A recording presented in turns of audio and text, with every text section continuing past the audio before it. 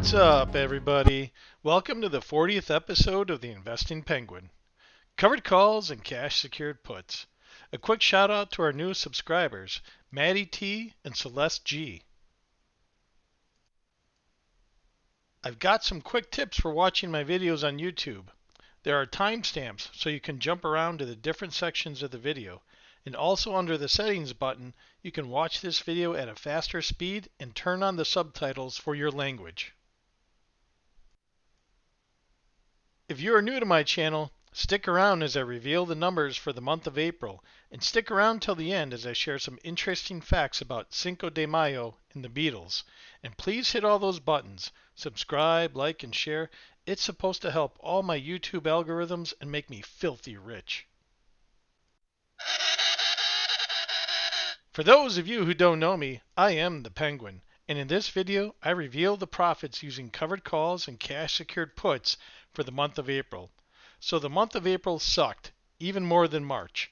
Putin's war against Ukraine continues, Biden is still trying to ease gas prices, inflation is still out of control, it's looking like we're going to have a recession, Elon Musk bought Twitter, good for him, Amazon stock plunges after earnings, there goes our 401ks, my stocks are sitting on the bench. Let's take a look at the graphs for April. The markets got slaughtered. The last trading day of the month, Friday, April 29th, the markets got destroyed. Inflation is still out of control. What do you think? Rally or recession? Throw it in the comments below. Same chart pattern for the Nasdaq. The 30-year mortgage rates jumped to 5.25%. Same chart pattern for the S&P 500.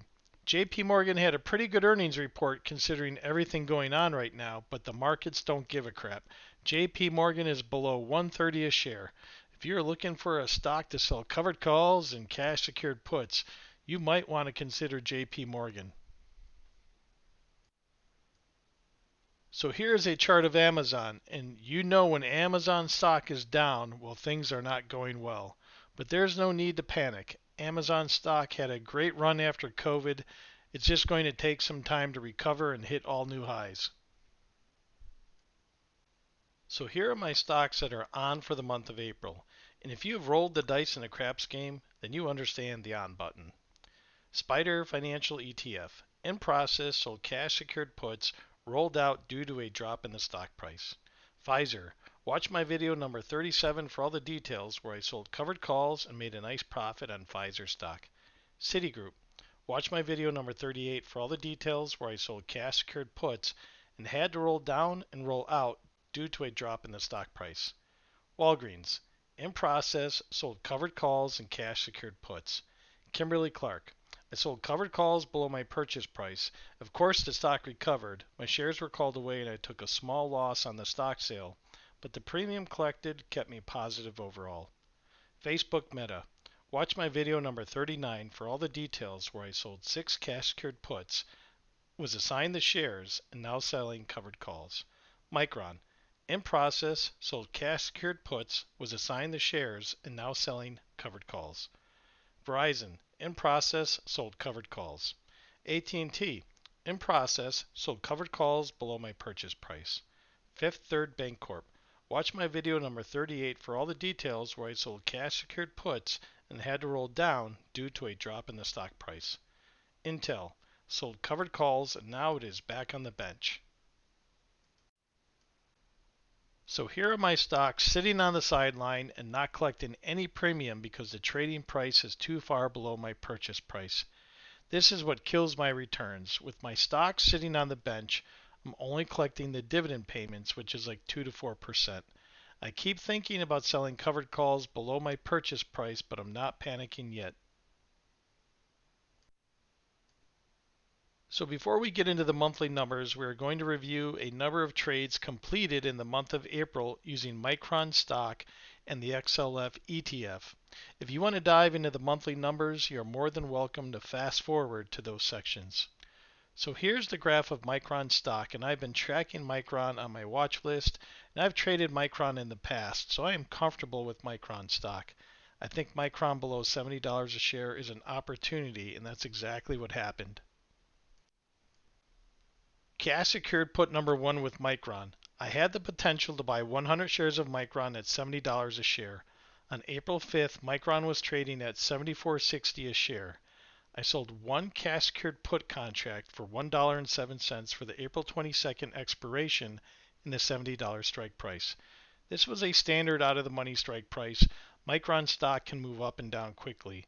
I collected a premium of 106.44, which equates to a 32.6% annualized return. On Friday, April 22nd, Micron closed at 69.41, just below my strike price of 70, so the following Monday I bought 100 shares of Micron at $70 a share, then I started writing covered calls. So here's covered call trade number 1 with Micron.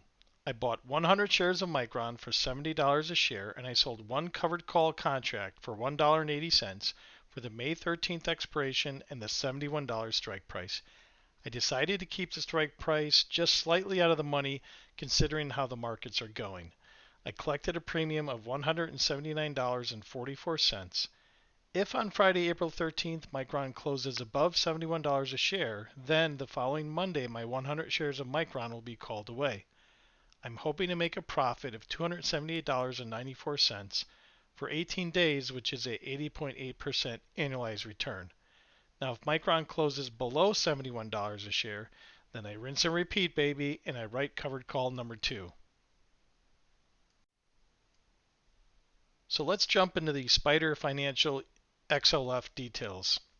I sold 5 cash secured put contracts for 57 cents for the April 29th expiration and the 36.50 strike price.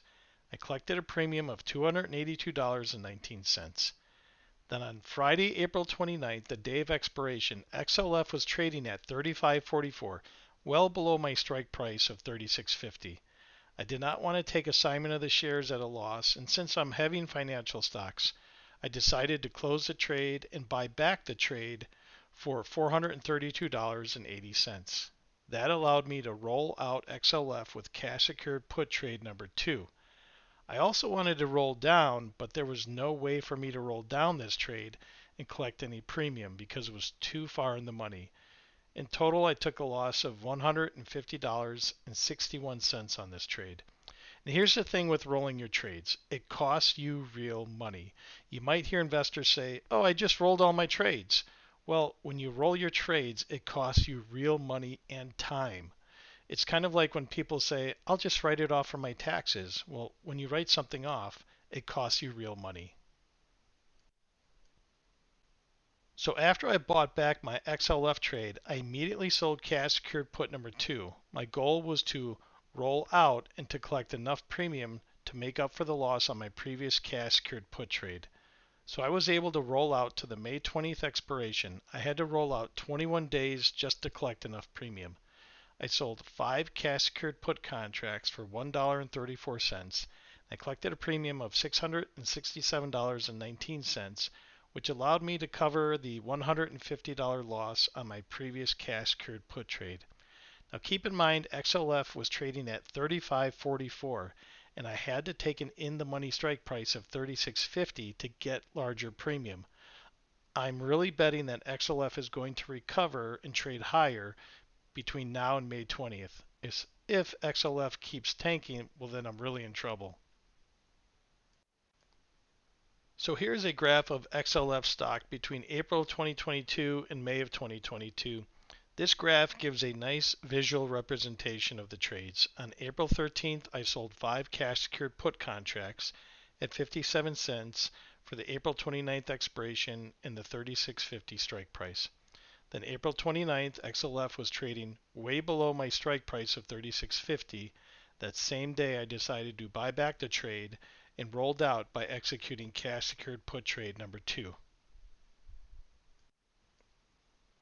Here's the same graph, just larger and easier to read.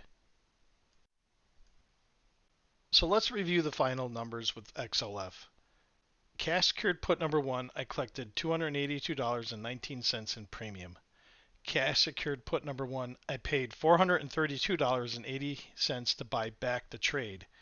cash secured put number 2, I collected $667.19 in premium. That allowed me to roll out. Between these two trades, I am still profitable with a total profit of $516.58. Well, we discussed a number of trades, so let's review the numbers for April, which has been frustrating. Only $3,800 in profits for the month of April. So the green is covered calls, the blue is cash secured puts, the orange is dividends, and the purple is stock gains. So in the month of April, I executed only 4 covered call trades because my stocks are sitting on the bench. As Beavis and Butthead would say, this sucks. So in the month of April, I sold 10 cash secured puts and I bought back 5 cash secured puts, generating over $2,100 in premium, aka cash flow. I had to buy back and roll my trades with Citigroup, Fifth Third Bancorp, and Spider Financial XLF due to the drop in their share price. I'm trying to avoid taking assignment of these shares at a massive loss. In the month of April, I captured 2 dividend payments, generating $322 in profits, Fifth Third Bancorp and Kimberly-Clark. And in the month of April, I had 1 stock gain and 1 stock loss. My Kimberly-Clark stock ended up selling at a small loss, and I reviewed this stock in episode number 36. And my Pfizer stock sold for a gain, and I reviewed this stock in episode number 37. So please watch those videos for more details.